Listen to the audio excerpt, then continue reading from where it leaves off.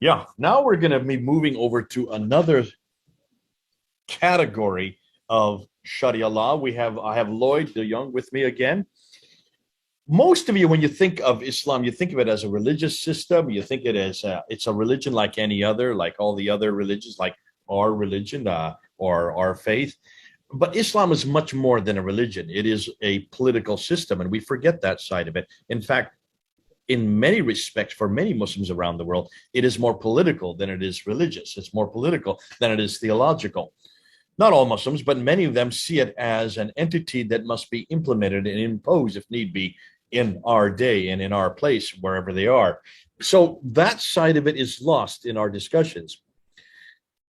Lloyd is going to unpack that for us today. He's going to show us why this political ideology is absolutely important. We need to be aware of it. We need not just walk away from it. We need to also engage with it. So, Lloyd, thanks for coming on board again. Thanks for joining us. Unpack this political side of Islam. Help us to see what Sharia says about its politicization.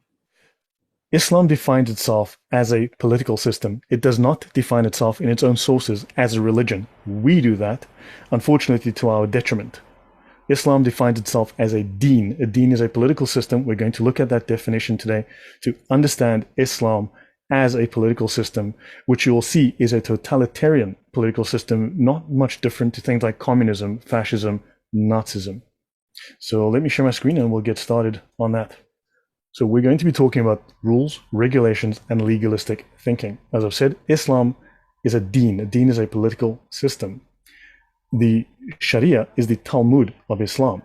And this means that the Imams are the Pharisees of Islam. Now, Shari, plural, Shawari, a clearly defined way, a main road, a highway, situated on a main road, at the side of a road, right? Previously, Shari was the term for a main arterial road. This is from the Encyclopedia of Islam. Now, notice here you have lawgiver, characteristically Muhammad in his function as a model and an exemplar of the law. So Muhammad is the model upon which the Sharia is based.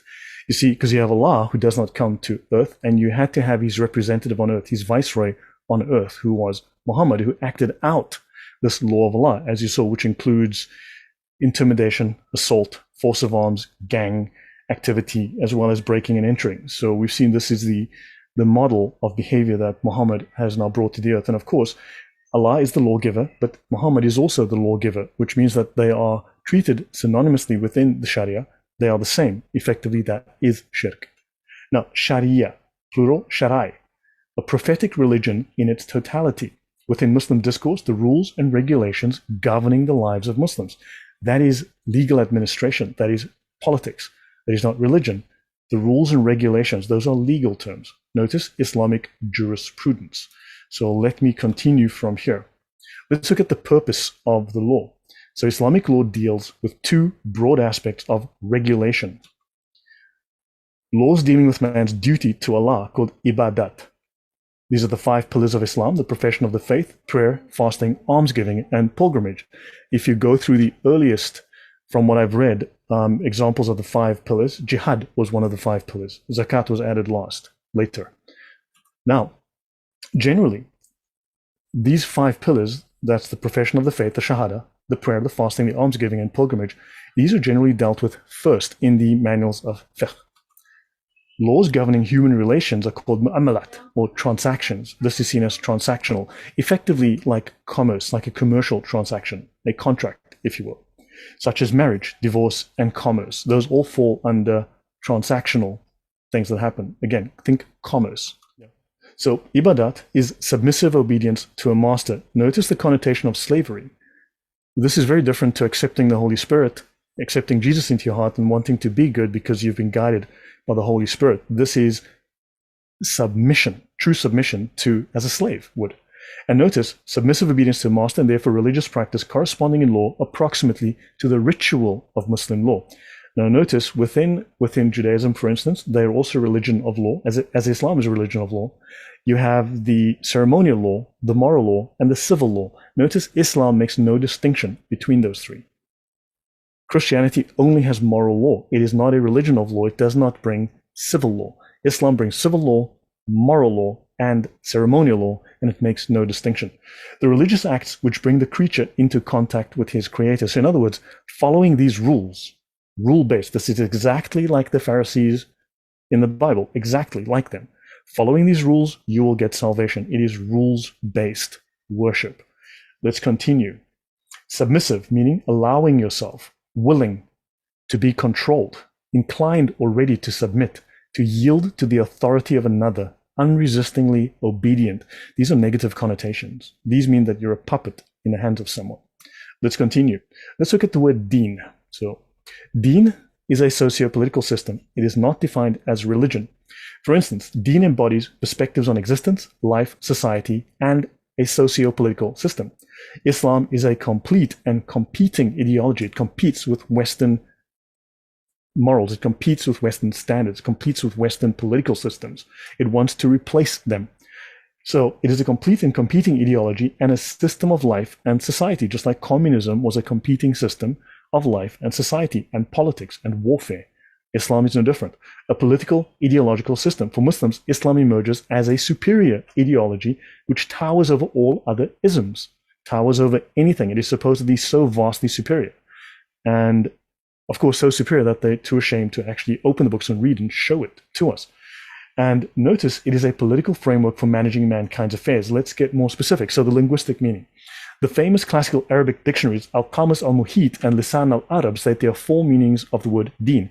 Al-Qamus is the basis for Lane's lexicon, for instance. Lisan al-Arab is the oldest of the Arabic dictionaries, and it is about 20 volumes long.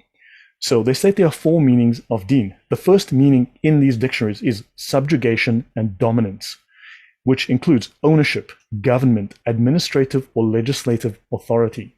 This is not religious by any stretch. What are your thoughts, Jay? Subjugation and dominance, government, administration, ownership. Is this religious? No, well, this is fascinating because this is slavery. Basically, this is Allah, who is the master, and humanity, who are his slaves. What do slaves do? Slaves subjugate, and they are dominated. They are subjugated by the master. They have no recourse. They have no right to talk to argue, to critique, and certainly to disobey or even to reject. That a slave cannot do. But anybody who is free from slavery, as we are in Christianity, we do not have this type of relationship with our God. He is our Abba, our daddy, our father. Completely different than what we're talking about here. The relationship between our God and us is we are sons and daughters of God. Sons and daughters can confront, can critique, can, yes, even reject our daddy. The beautiful story of the prodigal son is a beautiful example of just that. That does not exist according to what you're saying here. The deen of Islam is absolute subjugation. It is complete dominance of a master to a slave. Yeah. And of course, you've got the all-powerful Allah, who is so powerful, he cannot A, come to earth, and B, have a son. So he can do everything except apparently those 2 things. Tongue in cheek again. So, I see you're showing the complete contradiction in terms, but God bless you. Thanks for that. So let's continue. The second definition in the linguistic meaning of deen is obedience and bondage, which includes subordination and dominance. Subordination and dominance under the power of others. So dominance under the power of others. You are subordinated under the power of others, the political control and power of others. So we have subjugation and dominance, which includes ownership, government, administrative or legislative authority. Those are legal and political authorities.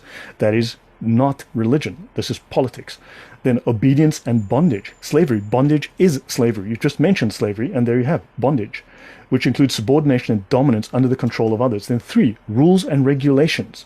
Legal rules, the Sharia, which includes doctrine, ideology, tradition, and notice, it says here, or religion, not and religion, or religion. Religion is an optional meaning within the term deen. Deen is a political and legal system. It does not mean religion. Then finally, reward and repayment, justice and accountability. In other words, punishment if you don't follow the Sharia, and reward if you do. So reward and repayment. So these are the definitions of the word deen. Islam is a deen. It is not a religion, not the way we think of it. Notice religion is an optional understanding. And technically, In terms of Islam, Islam exists to destroy Christianity. It is anti-religion. Now, the first meaning is subjugation or dominance, administrative or legislative authority to put pressure to be obedient, or using power to enslave or to make one obedient. So using political force to command the right through force, violence, if need be, to enslave or make one obedient. In Arabic, Ntuhum Padanu means I subjugated them so they obeyed me. Ntuhu also means I ruled or governed upon him. This is a political action of a political party. Thus, the word Dayan is used to indicate a person who dominates and rules over a state, rules over a nation or a tribe. This is a political role. It is not a religious role. Islam is not a religious system. It is a political system. The second meaning is obedience and bondage, subordination and domination by someone, and bearing humiliation under subjugation and power of others. Bearing humiliation under the power and subjugation of others, those others being the Muslims.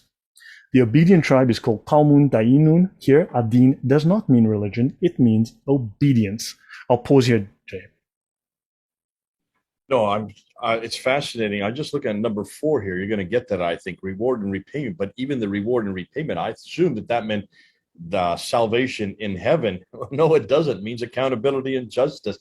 So you're still, even your reward and repayment is still one of subordination and dominance. Yes. So let's have a look. Now, unfortunately, we in the West, we view Islam as religion, and this is a mistake. Unfortunately, we have this thing completely backwards. Notice, in terms of that list that we had, the list of priorities we've just seen, religion sits at number 10 in that list. Prior to that, we have ownership, government, administrative and legislative authority, subordination, dominance, doctrine, ideology, tradition, and then comes religion. 99.979% of our focus is on number 10. We are flat out ignoring the other 11. So your thoughts, Jay?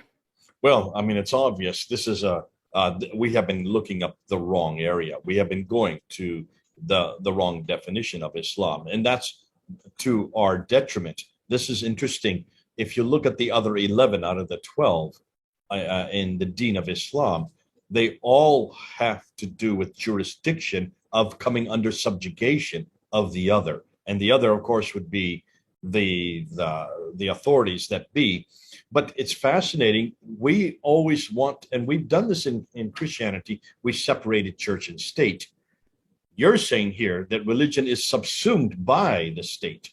It is part of the state. So the politics controls and subsumes the religion, so that one, in even religion as we would define it, is under subjugation of the political sphere. Technically, they all state, in the words of Al-Ghazali, the state exists to impose the religion, but there's 99% state and 1% religion. Because if you think... We would call doctrine and ideology part of religion. In fact, that's how we would define religion. It is made up of doctrines and ideologies. How they're practiced is then what we would have put into the other 10 or other 9 in this case. But it looks like they're the idea of control and absolute control are the most important in this list that you have here. Ideology, doctrine, and religion come way down the list. Yeah.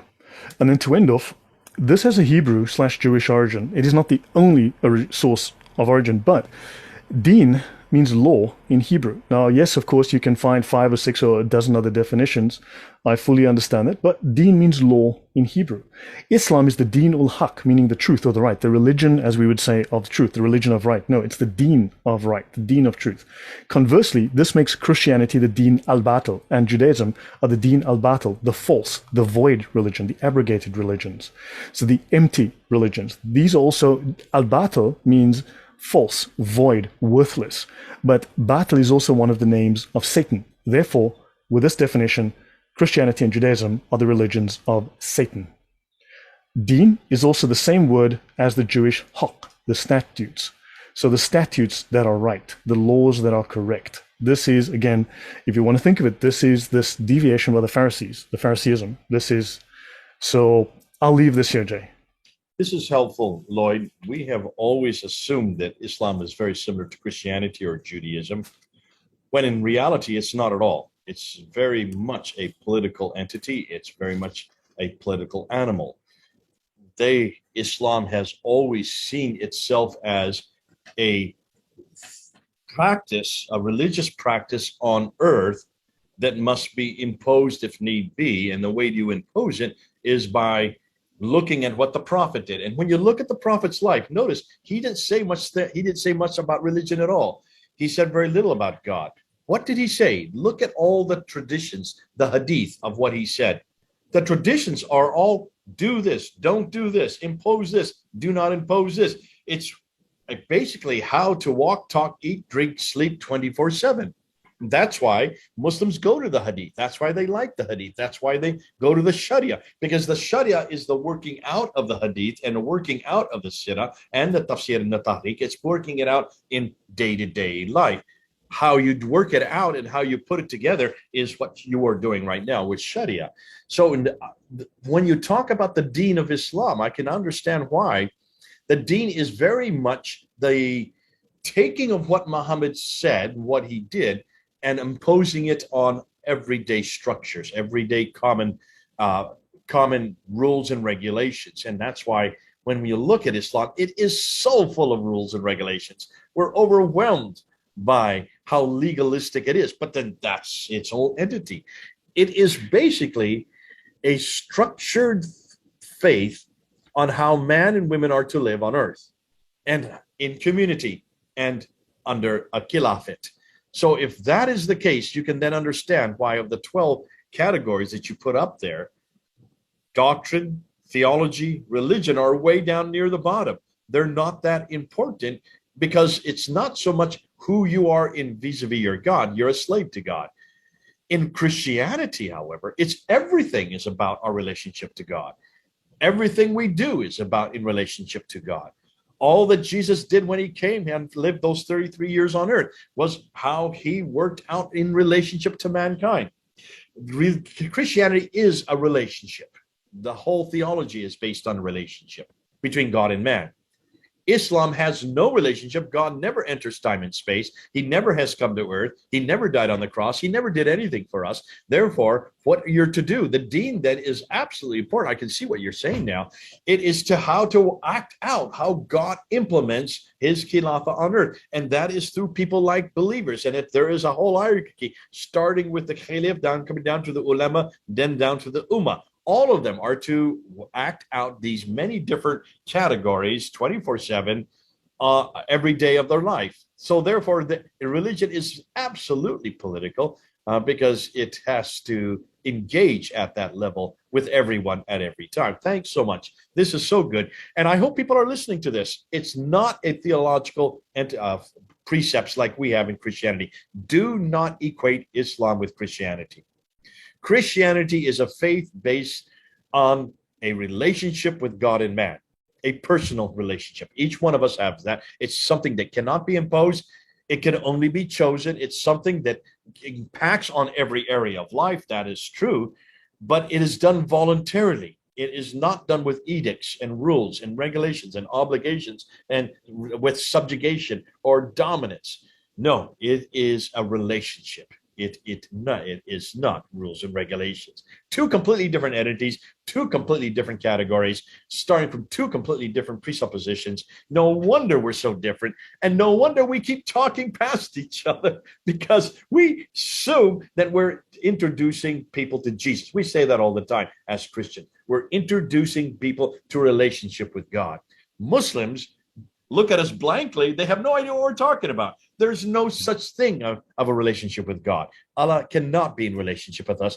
You, as a Muslim, must do A, B, C, D, and E, and continue that, and you must do it even harshly if need be, and you must impose it if it is not accepted. Do you understand now why Muslims always say in the comments, "You are lawless"? Yeah, absolutely. We are lawless and we have no idea what they're talking about. Now we do. This is good. Thanks so much. Not everybody's going to agree. Some of you are going to disagree. If you do disagree with Lloyd, for heaven's sake, show where in the text he has got it wrong. That is not going to happen. That is absolutely, positively not going to happen. Okay, well, God bless you, Lloyd. Thanks for coming on board. Make sure you do comment. Lloyd will answer and respond to your comments. This is Jay and Lloyd, thousands of miles apart. Good to be with you again. Over and out. God bless. Over now.